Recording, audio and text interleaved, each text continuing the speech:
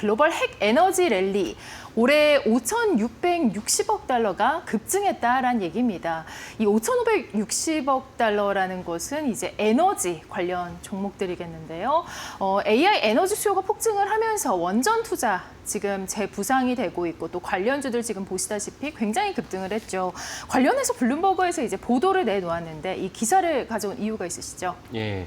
우리가 올해 원전 종목이 많이 올랐다는 점을 알 수 있는데 그걸 집계해서 이제 약간 올해 한 해를 갖다가 이제 정리하는 그런 기사를 블룸버그가 냈습니다. 그래서 좀 전에 들으신 5,660억 달러의 그 종목의 가치가 증가했다는 것은 블룸버그가 갖고 있는 원전 종목에 대한 가치가 증가했다. 이렇게 이해하시면 됩니다. 그래서 블룸버그가 별도로 이제 원전 종목을 분류한 종목들인데 그중에서 당연히 우리나라 관련 종목도 있기 때문에 그 점을 살펴보시면 좋겠고 특이한 점은 블룸버그가 이제 그 언급한 종목 중에는 중국의 이제 하얼빈 전기라고 해서 원전에 대한 부품을 갖다 공급하는 그런 종목도 있습니다. 그래서 그런 것들 다 했을 때 블룸버그 자체적으로 집계한 원전 종목 중에서 올해 한 해 동안 주가 상승한 것을 다 따져봤더니 무려 상승분이 5,660억 달러다라고 이제 집계를 했습니다. 네, 원전 관련 종목들 한번 좀 자세하게 들여다볼까요? 어떤 종목들이 있죠? 예, 일단 블룸버그가 언급을 했고 또 우리도 이제 중요하게 여기는 대표적인 종목은 당연히 두산 에너빌리티입니다. 그래서 두산 에너빌리티가 올해 이제 그 주가 상승률이 어땠는지를 한번 차트를 보시면 알 수가 있는데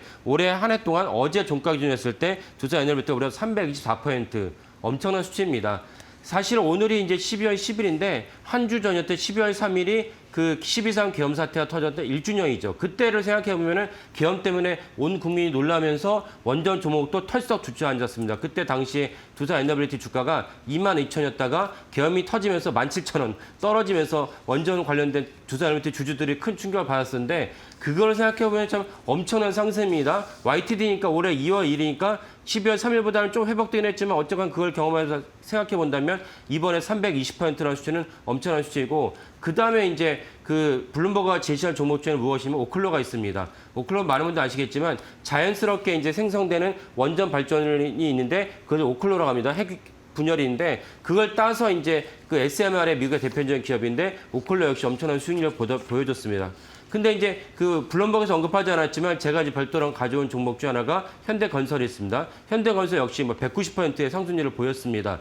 그 많은 분들이 의아하실 수도 있는데 현대건설이 왜 원전 종목이냐라고 의아할 수 있는데 이유는 뭐냐면 주기기 원자로 자체는 두산 에너빌리티가 공급을 하지만 그러면 이해가 되는데 거기에 따라서 그 많은 부품이 다 모아진 다음에 실제로 원전을 지으려고 하면은 원전을 지는 원전 건설 업체가 있어야 됩니다. 그럼 원전 건설 업체도 아무나 지을 수는 없습니다. 왜냐면은 원전 건설을 지으려면 환경과 안보, 보안이 다 필요하기 때문에 이것을 경험해 있는 기업이 몇 군데가 안 됩니다. 그 대표적인 기업이 현대건설이고 지금 차트를 보시면 나오지만 현대건설의 이제 그 주가 차트를 보면은 정확하게 이제 두산 에너빌리티 오클로랑 차트가 동조했다고 알 수 있습니다. 그만큼 현대건설 역시 원전주로 분류가 되고 이에 따라서 수익률이 190%에 육박했다라고 해서 알 수가 있습니다. 네, 기본이 지금 200이고요. 이제 오클로 같은 경우 거의 400%가 급등했다 이렇게 보여지는데 SMR로 또 유명한 기업이기도 하고 두산 에너빌리티도 마찬가지죠.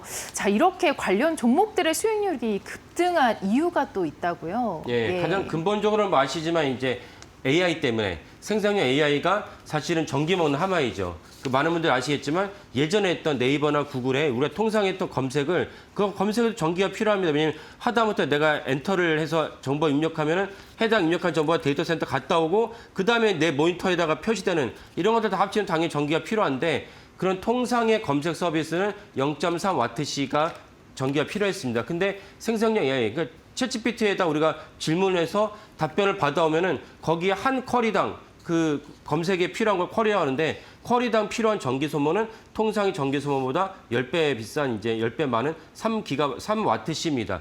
근데 이거는 텍스트이고 이게 만약에 AI로 이제 이미지를 갖다가 저도 어제 같은 경우에 이제 그 트럼프와 젠슨 왕의 사진을 갖다가 입력을 한 다음에 거기에다 지브리 스타일 바꿔달라 하면 그런 이미지로 하면은 더 많은 전기가 필요합니다. 이런 걸로 봤을 때는 생성 AI가 인류에게 신기원을 갖다가 열어줬지만 여기에 필요한 전기는 막대하게 필요하다. 그러면 전기가 필요한데 유일한 전기, 새로운 어떤 전기 에너지가 원전을 말고는 없다.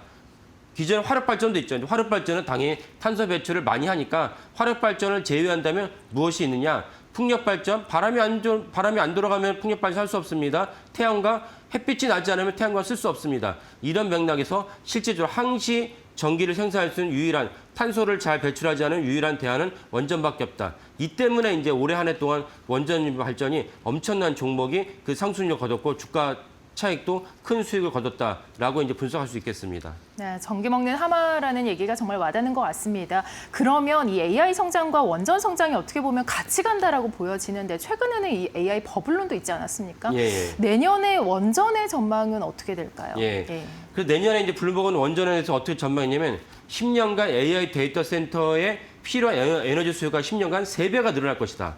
올해도 다 많이 늘어났지만 3배가 늘어날 것이다 전망했습니다. 미국에서만 향후 25년간 데이터 센터에 전기를 공급해야 되는데 그 시장이 3,500억 달러다. 이거 엄청난 수치 아닙니까? 3,500억 달러에 필요한 원전에 대해서 트럼프 대통령이 수차례 원전이 필요하고 다각도로 조치를 취했습니다. 심지어 원전을 지으려면 부지가 필요하니까 언제 부지를 갖다 민간 부지를 갖다가 수용을 하고 짓느냐. 거기에 대해서 트럼프 대통령이 획기적으로 내놓은 대안이 무엇입니까? 육군에 있는 본토에 있는 많은 부지가 있으니까 거기다 원전을 지어라. 저희 코너에서 몇 번 말씀드렸죠. 그렇게까지 하면서 원전에 대해서 엄청난 이제 정책을 갖다가 지원해줬습니다. 여기에 행정명령도 최근에 서명을 했고요.